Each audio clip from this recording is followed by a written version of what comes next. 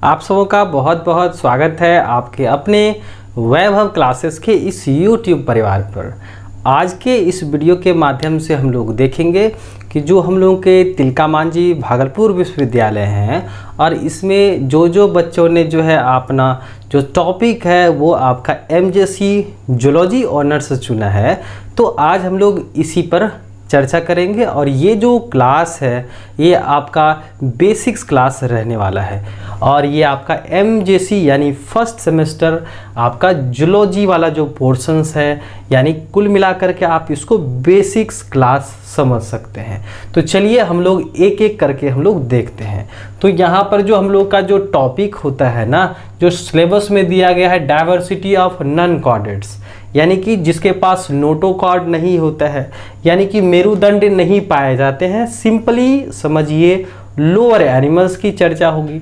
और ये सारी जो जानकारी आपके जो है इस सिलेबस में जो है आपका ये जो न्यू पैटर्न पर आधारित है 4 ईयर डिग्री कोर्स जो आपका under choice based credit system पर है, यानी CBCS पैटर्न पर आधारित है, जिसमें आपका फर्स्ट सेमेस्टर का जो बैचलर ऑफ साइंस का जो MJC वाला पोर्शन है, यानी जूलॉजी ऑनर्स के छात्रों के लिए, तो ये आपका पहला यूनिट्स हो जाता है डाइवर्सिटी ऑफ नॉन कॉर्डेट्स। ठीक है, तो इस तरह का जो सिलेबस मार्केट में मिलता है आप वहाँ से भी जो है ला करके आप देख सकते हैं। इसमें पहले यूनिट्स में आपका ये सारा का सारा डाइवर्सिटी ऑफ नॉन कॉर्डेट्स रखा गया है। अब हम लोग सिलेबस के बारे में थोड़ा सा जान लेते हैं। इसमें जो आपका न्यू सिलेबस पैटर्न पर जो आधारित जो सिलेबस दिया गया है हम लोगों का, जो आपके MJC वालों के लिए जंतु विज्ञान के लिए बेहद महत्वपूर्ण है।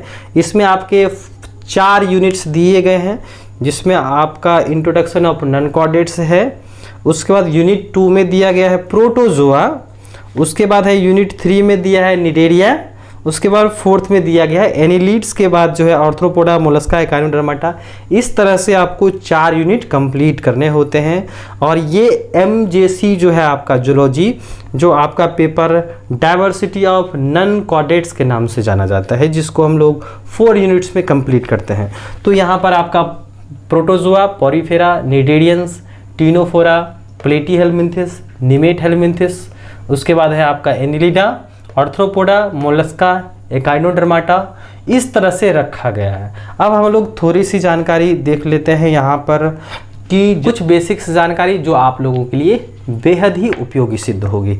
तो इस तरह का जो है हम लोगों ने एक PDF तैयार किया है, जिसमें आपको पॉरीफेरा से लेकर के हेमिकॉर्डाटा तक, इसमें जितना भी सारा मेंबर्स है उसका हम लोगों ने जो है एक छोटा सा PDF बना करके रखा हुआ। आप चाहे तो आप WhatsApp नंबर जो है हम लोग यहाँ पर जो है स्क्रीन पर आप देख सकते हैं, यहाँ पर आपको मिल जाएगा, आप यहाँ से ले सकते हैं। इस तरह से जो है आप देखिए, इसमें पॉरीफेरा का जितना भी सारा जो है मेंबर्स है, इसमें हम लोगों ने इसको एडजस्ट करके अच्छे से निकाला हुआ है। और इसमें सिलोंटराटा है, इसमें कुछ कैरेक्टर्स दिए गए हैं और उसके कुछ महत्वपूर्ण सदस्यों के नाम के साथ साथ डायग्राम रखा गया है। प्लेटीहेलमिंथिस में आपको जो वही चपटा कृमि जो आता है आपका, उसमें लिखा गया है। एस हेलमिंथिस के यानी गोल कृमि मेंबर्स दिए गए हैं। एनिलीडा दिया गया है, आर्थ्रोपोडा रखा गया है, मोलस्का है, एकाइनोडर्माटा है और हेमिकॉर्डाटा के साथ साथ कॉर्डाटा रखा है। तो इसमें कुल मिलाकर के जो है हम लोगों ने इसमें कंप्लीट फाइलम जो है इसमें कवर करा हुआ है। तो आप दिए गए नंबर पर जो है WhatsApp नंबर करके जो है ये PDF ले सकते हैं। तो इस तरह से यहाँ पर जो है हम लोग का पहला यूनिट जो है डाइवर्सिटी ऑफ नॉन कॉर्डेट्स रखा गया है। तो हम लोगों का जो पहला जो पेपर है MJC 1 जूलॉजी से, जो आपका डाइवर्सिटी ऑफ नॉन कॉर्डाटा है, तो यहाँ पर ये सारे हम लोग को कंप्लीट करने होते हैं फाइलम, जिसमें से हम लोगों को ध्यान में रखना है कि जो एनिमल्स वर्ग होते हैं ना, यानी कि जंतु समुदाय होते हैं, उसको हम लोग क्या कहते हैं, एनिमेलिया कहते हैं। कैरोलस लिनियस ने पूरे जो हम लोग के किंगडम है इनको जो है पूरे जगत को 2 भाग में बांटा था।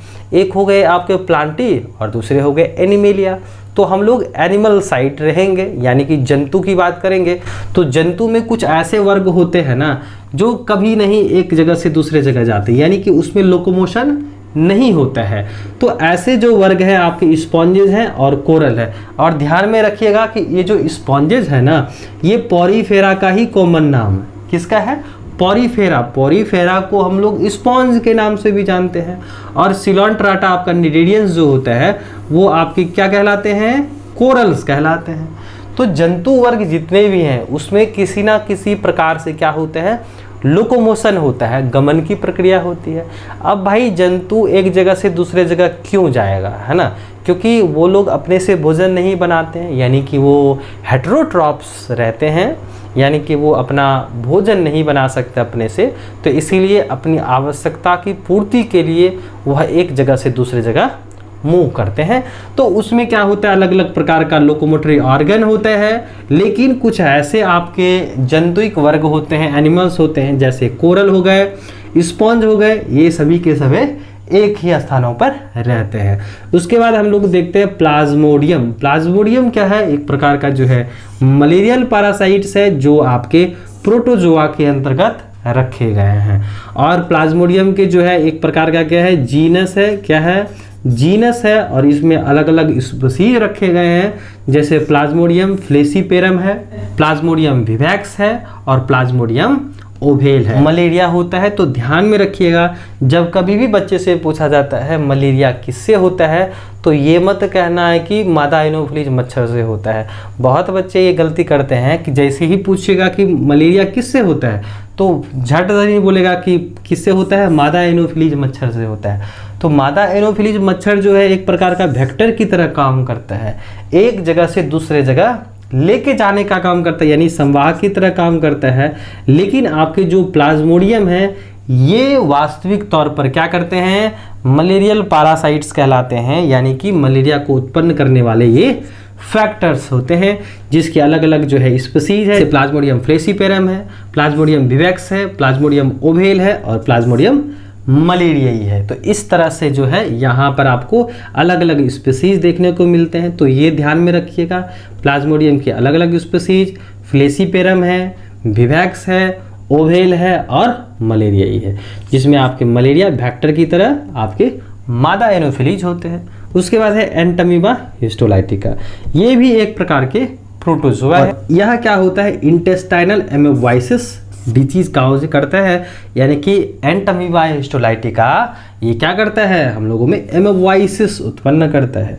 उसके बाद है ट्रिपैनोसोमा, तो ये एक प्रकार की प्रोटोजोआ है, क्योंकि इसके अंतर्गत जो है आपको सिलेबस में प्लाज्मोडियम देखने हैं, एंटमीबा हिस्टोलाइटिका देखना है, ट्रिपैनोसोमा देखना है। तो ये सारा का सारा आपको कहाँ मिलता है, इस प्रोटोजोआ के अंतर्गत। तो ट्रिपैनोसोमा जो है वो प्रकार के जो है प्रोटोजोअन्स हैं, जिससे जो है आपके ट्रिपैनोसोमिएसिस, और इसी को हम लोग क्या कहते हैं, स्लीपिंग सिकनेस कहते हैं। तो ध्यान में रखिएगा, ऑब्जेक्टिव पूछा जा सकता है, sleeping sickness is caused bye, तो याद रखिएगा ये प्रकार के जो है प्रोटोजोआ से होते हैं, जिसको हम लोग ट्रिपैनोसोमा कहते हैं। और इसका जो स्लीपिंग सिकनेस होता है ना, इसका एक और नाम है जिसको हम लोग बोलते हैं ट्रिपैनोसोमिएसिस, और इसी को हम लोग स्लीपिंग सिकनेस के नाम से जानते हैं।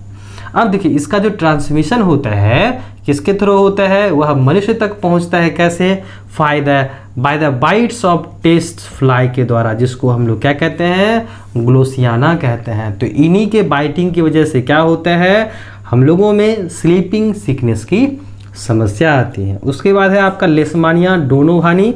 लेशमानिया डोनोवानी जो है यह एक प्रकार का इंट्रासेलुलर पैरासाइट्स होते हैं, जो आपके लेशमानियंसिस यानी कि काला जार नामक रोग उत्पन्न करता है। तो याद रखिएगा ये ऑब्जेक्टिव में पूछा जा सकता है। काला आजार जो होता है, यानी काला आजार जो होता है वो आपके लेशमानिया डोनोवानी से उत्पन्न होता है, यानी डिजीज काउजिंग एजेंट जो है आपके, यानी पैथोजन जो है वो आपके लेशमानिया डोनोवानी है। फिर आगे देखिए जो ओवेलिया कॉलोनी है, ओवेलिया कॉलोनी को हम लोग क्या कहते हैं, ट्राइमॉर्फिक कॉलोनी कहते हैं, क्योंकि यह अपने लाइफ साइकिल में 3 तरह के स्टेजेस बनाते हैं, ज्वाइट्स बनाते हैं, जिसमें आपका पॉलिप्स है जिसको हम लोग गैस्ट्रोज्वाइट्स कहते हैं। उसके बाद आपका ब्लास्टोस्टाइल्स है जिसको हम लोग गोनोज्वाइट्स कहते हैं, और उसके बाद है मेड्यूसा फॉर्म यानी सेक्सुअल ज्वाइट्स, जो अम्ब्रेला लाइक स्ट्रक्चर लिए हुए रहते हैं।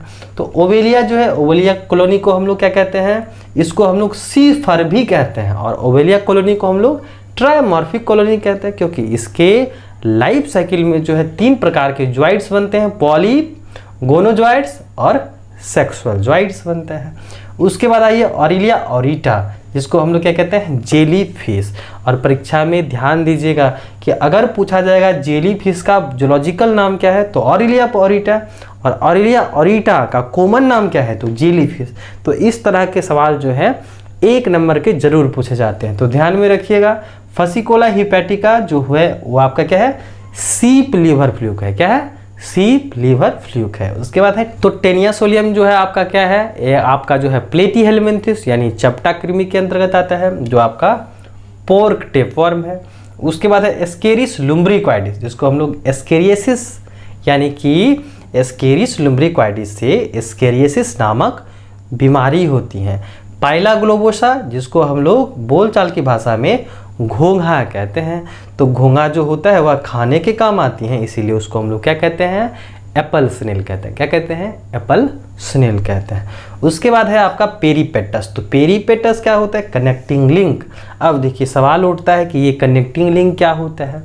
तो कोई ऐसे ऑर्गेनिजम्स होते हैं, कोई ऐसे जीव होते हैं जो 2 वर्गों या समूहों के गुण रखते हैं, तो उसको हम लोग क्या कहते हैं, कनेक्टिंग लिंक कहते हैं। क्या कहते हैं, कनेक्टिंग लिंक का हिंदी होता है योजक करी। क्या होता है, योजक करी, यानी वैसे जीव जो 2 वर्गों या समूहों के गुण को रखते हैं, उसको हम लोग क्या कहते हैं, कनेक्टिंग लिंक कहते हैं। तो ध्यान में रखिएगा, ऑब्जेक्टिव में पूछा जा सकता है पेरीपेटस किसके किसके बीच का कनेक्शन लिंक है, कनेक्टिंग लिंक है, तो एनिलिडा और आर्थ्रोपोडा के बीच है।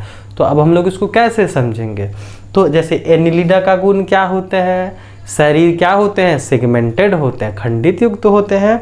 और आर्थ्रोपोडा का क्या गुण होता है, इसके पैर जुड़े हुए रहते हैं, ज्वाइंटेड होते हैं ना। तो ये इसमें आपका पेरीपेटस में एनिलिडा और आर्थ्रोपोडा का गुण होता है, इसीलिए हम लोग पेरीपेटस को हम लोग क्या कहते हैं, एनिलिडा और आर्थ्रोपोडा के बीच की योजक करी कहते हैं। तो इस तरह से आप जो भी आपके जो हैं यहाँ पर जो है आपका जो है कॉमन नाम और जो बायोलॉजिकल नाम है यानी जूलॉजिकल नाम है, ये इस तरह से ऑब्जेक्टिव में पूछा जाता है, या तो ये लिखा रहता है या नहीं तो आपका ये लिखा रहता है। तो इस तरह से आप इससे करके जो है ऑब्जेक्टिव आप देख सकते हैं। बाकी आप यहाँ पर जो है स्क्रीनशॉट ले सकते हैं। तो ये आप लोगों के एग्जामिनेशंस के लिए जो है ये काफ़ी कारगर सिद्ध हो सकता है। तो ये रहा आपका जो है पहला टॉपिक, और हम लोगों ने यहाँ पर देखा कि किस प्रकार से जो है यहाँ पर हम लोग के सिलेबस में नॉन कॉर्डेट्स में ये टॉपिक रखा गया है। तो यहाँ पर जो हम लोगों का सिलेबस है डाइवर्सिटी ऑफ नॉन कॉर्डेट्स, तो ये सारा फाइलम रखा गया है और इसके अलग अलग मेंबर्स और वो किस तरह से डिजीज़ काउजिंग करते हैं, कौन से डिजीज़ काउजिंग करते हैं। तो ये इस तरह से आप लोगों के ऑब्जेक्टिव के लिए बेहद महत्वपूर्ण होने वाला है। और जैसे यहाँ ओबेलिया कॉलोनी है, आपका ऑरिलिया ऑरिटा है, फसिकोला हिपैटिका है, टेनिया सोलियम, इस तरह से जो जूलॉजिकल नाम है ना, इसका कॉमन नाम पूछा जाता है, या कॉमन नाम रहेगा, जूलॉजिकल नाम आपको पूछा जाएगा।